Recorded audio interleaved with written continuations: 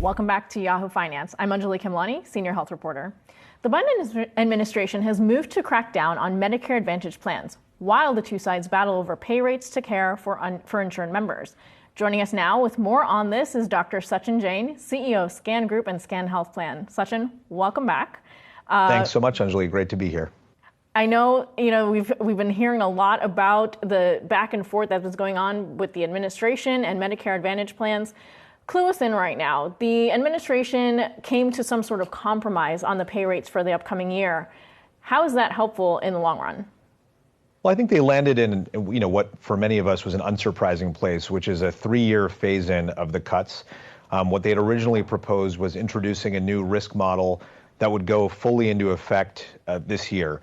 And what they've done is instead, phased in the addition of the risk model, 1/3 this year, 1/3 next year, and 1/3 in the following year.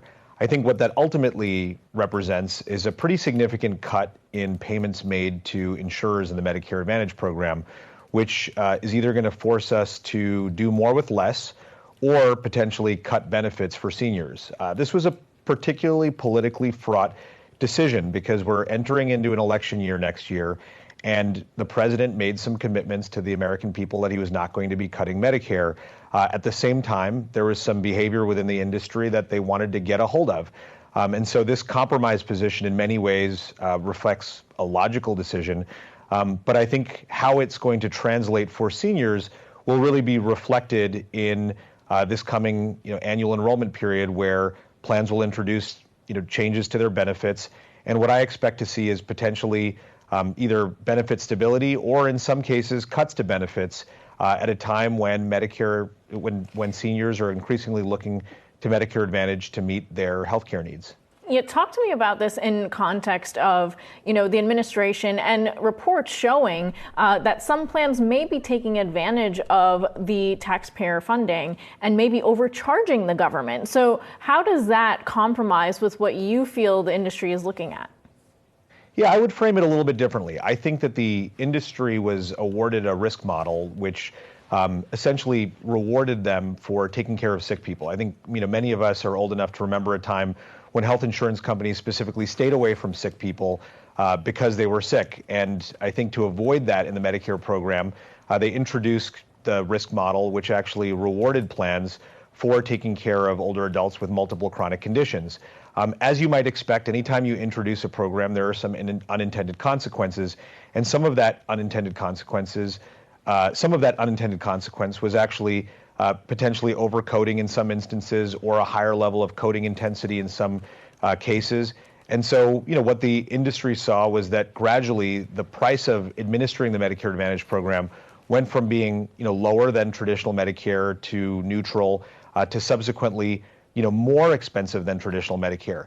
I think one of the challenges that we have to grapple with, however, is that there are big deficiencies and challenges with the traditional fee-for-service Medicare system that the Medicare Advantage industry has been addressing. Just to give you some obvious examples, Medicare Advantage plans typically provide vision coverage, audiology coverage, dental coverage. Traditional fee-for-service Medicare doesn't do that. Out-of-pocket expenses for traditional Medicare beneficiaries are actually very high because traditional Medicare doesn't necessarily provide a lot of first dollar coverage for people when they happen to get sick. Medicare Advantage plans do that. So, while I think the cost of administering the Medicare Advantage plan has gone up over the last number of years, it's arguable that it is more expensive because in some ways it actually does more for the beneficiary. That said, I think critics argue that, we're actually using public dollars to fund profit margins for for-profit companies. The traditional profit margin, for a large publicly traded company is somewhere between 4 to 6% on their Medicare Advantage business.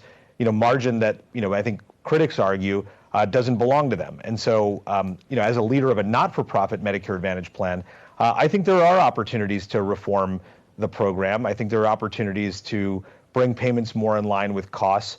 That said, I think, we should be really focusing on how to fix this system rather than throw the baby out with the bathwater, as some critics like, my former bosses and mentors, Don Berwick and Rick Gilfillan, have suggested that we do. Well, tell me about that. So you think there is opportunity, maybe there's some benefits that aren't necessary to be tagged on to the Medicare Advantage plans? Well, I think that the Medicare Advantage, there's been this debate that's been taking place, which is Medicare Advantage better or is fee-for-service Medicare better? And it's kind of like, I think comparing something that's not great with something that's worse. And I think the industry as a whole needs to take a hard look at what we do from a Medicare Advantage perspective and strive to be substantially better than traditional fee-for-service Medicare, which, as any older adult in this country knows, has huge problems associated with it. I think we should be standardizing benefits. I think we should be organizing our plan around the inflection points that shape the lives of older adults, people over 65. We need to be protecting older adults, protecting seniors, and giving them the health care that they need and deserve, and raising the bar for performance. And I think there are opportunities to reform the star rating systems. There's opportunities to reform competition in Medicare Advantage, which I think is broken, and do more to standardize benefits and standardize offerings to make it less confusing for seniors. Well, I have no doubts that those meetings that you've been having with lawmakers will probably get you guys somewhere. Dr. Sachin Jain, thank you so much for joining us today. Thanks so much. Really appreciate it.